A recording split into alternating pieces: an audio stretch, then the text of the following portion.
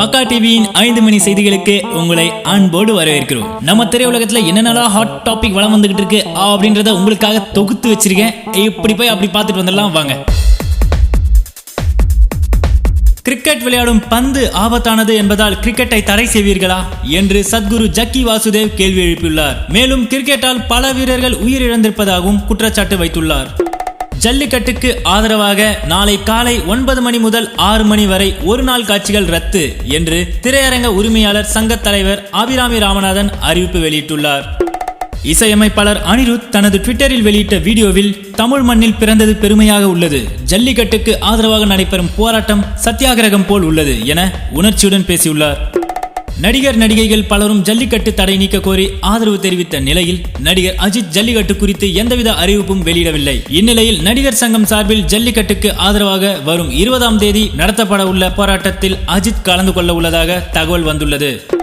ஜல்லிக்கட்டு நடத்த வலியுறுத்தி இளைஞர்கள், மாணவர்கள், தாய்மார்கள் என அனைத்து தரப்பு மக்களும் போராட்டத்தில் ஈடுபட்டுள்ளனர். குறிப்பாக சென்னை மெரினாவில் நடைபெறும் போராட்டம் பெரும் வரவேற்பை பெற்றுள்ளது. இந்நிலையில் நடிகர் லாரன்ஸ் தனது ஆதரவை அளித்து போராட்டக்காரர்களுக்கு உணவு வழங்கி தமிழன் என்ற உணர்வை வெளிப்படுத்தியுள்ளார். ஜல்லிக்கட்டு போராட்டத்தில் பங்கேற்ற நடிகர் அருள்நிதி ஜல்லிக்கட்டை ஆதரிப்பவர்களை ஆதரிப்பேன், எதிர்ப்பவர்களை எதிர்ப்பேன் என கூறியுள்ளார்.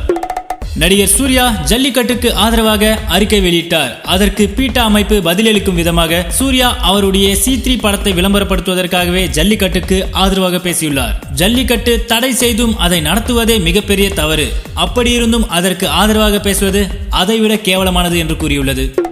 இசையமைப்பாளர் ஜி வி பிரகாஷ் தனது ட்விட்டர் பக்கத்தில் காவல்துறை அதிகாரிகளே, எனது சகோதர சகோதரிகளை காயப்படுத்த வேண்டாம் என்று கேட்டுக்கொண்டுள்ளார். இது தொடர்பாக அவர் ட்விட்டரில் வெளியிட்டுள்ள புகைப்படத்தில், காவல்துறை நண்பர்களே, நாங்கள் போராடுவது உங்கள் குழந்தையின் பாலுக்கும் சோறுக்கும் சேர்த்துதான் என்று எழுதப்பட்டுள்ளது.